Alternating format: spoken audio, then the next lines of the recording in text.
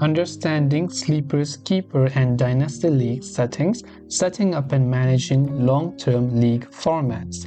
Now, Sleeper is a popular platform for both Keeper and Dynasty leagues, offering a range of settings to customize your long-term league experience. And here's a breakdown on how to set up and manage these league formats. First of all, what is a Keeper League?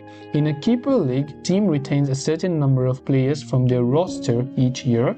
This allows managers to build a core of players over time and adds a strategic element to roster construction.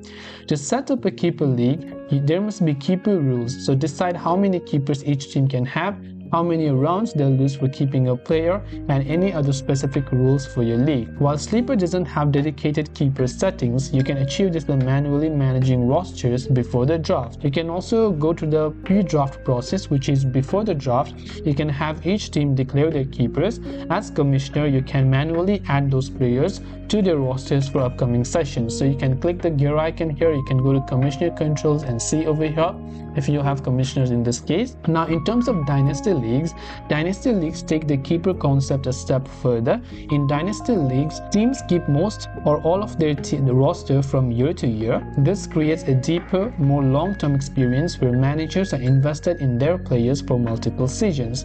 To set up a Dynasty League, basically it typically have larger rosters to accommodate the long-term nature of the format. Dynasty Leagues have an annual rookie draft where each team select newly eligible NFL players. Now, by understanding these settings and utilizing Sleeper's features effectively, you can create and manage engaging Keeper and Dynasty leagues that provide a unique and long-lasting fantasy football experience.